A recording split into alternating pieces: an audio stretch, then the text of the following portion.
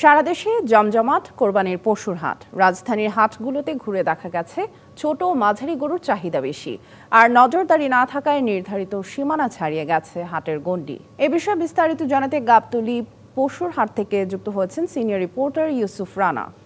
ইউসুফ, আমরা মাত্রই প্রতিবেদনে দেখছিলাম যে নির্ধারিত সীমানা ছাড়িয়ে গেছে হাটের গণ্ডি। এ বিষয়ে আসলে কোনো ধরনের তৎপরতা দেখছেন কিনা প্রশাসনের পক্ষ থেকে, এবং সেই সাথে আমরা যেটি দেখছিলাম যে পশু বেচা কিনা তেমন হচ্ছে না, গতকালও আমরা সেই অভিযোগ দেখেছি, আজ সকালেও শুনছিলাম, এখন কি কিছুটা জমে উঠেছে পশু বেচা কিনা?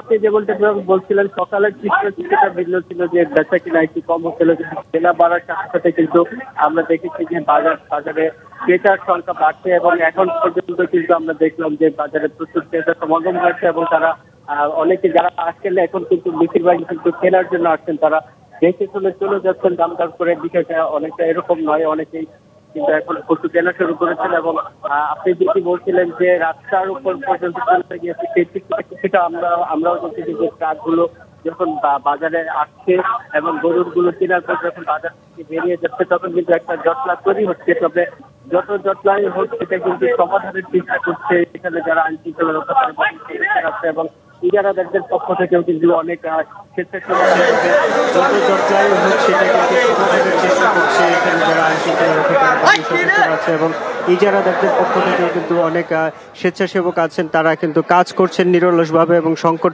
যেন বড় ধরনের সমস্যা না হয়, বড় ধরনের যানজট তৈরি না হয়, সেই বিষয়টি কিন্তু তারা খেয়াল রাখছেন। তবে গাবতলীর যে রাস্তাটি সেখানে কিন্তু প্রচুর যাত্রীও আছে, এই জন্য কিন্তু এখানে একটি জটলা তৈরি হয়েছে সেটি আমরা দেখতে পেরেছি। তবে আজকের বাজারে যে গরুর দামের কথায় যদি আমরা ফিরে আসি, তবে আমরা যে ক্রেতারা আমাদেরকে যেমনটি জানিয়েছেন যে ছোট এবং মাঝারি গরুর দাম একটু বেশি, বড় গরুর দাম তুলনামূলক কম। তবে বিক্রেতাদের পক্ষ থেকে এবার তারা বরাবরই যেমনটা বলেন, এবারও তেমনটি বলছেন যে কিছুটা কম দামে তাদের যে কাঙ্ক্ষিত দাম সেই দাম তারা এবারও পাচ্ছেন না, এবং দাম তারা পাচ্ছেন না, এবং তারা বলছেন যে এবার তারা হয়তো কিছুটা লসেও বিক্রি করতে হবে, এই ধরনের তারা অভিযোগ করছেন। এবং একই সাথে তারা বলছেন যে এবার বাজারের যে পরিবেশ সেটা হচ্ছে বৃষ্টির জন্য তারা সেই পরিবেশ কিছুটা বিঘ্নিত হয়েছে, এবং এই পরিবেশের কারণে তারা বিক্রি করতে কিছুটা হিমশিমও খাচ্ছেন। তবে আমরা একজন ক্রেতা এবং একজন বিক্রেতার সাথে কথা বলার চেষ্টা করব।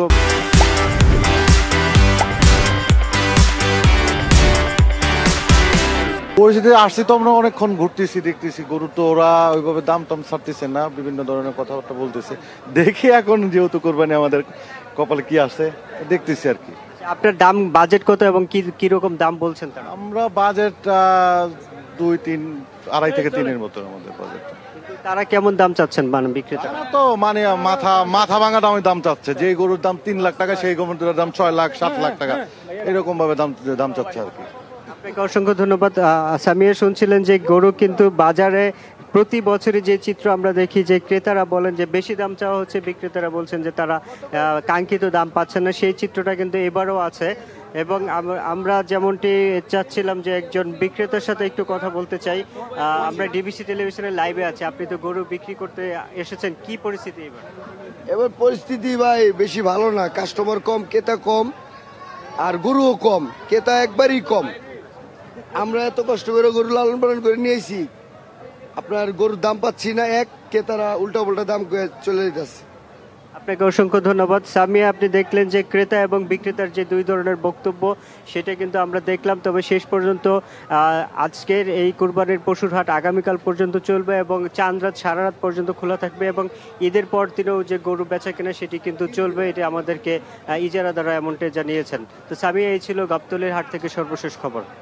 ইউসুফ, ধন্যবাদ আমাদের সাথে যুক্ত হওয়ার জন্য।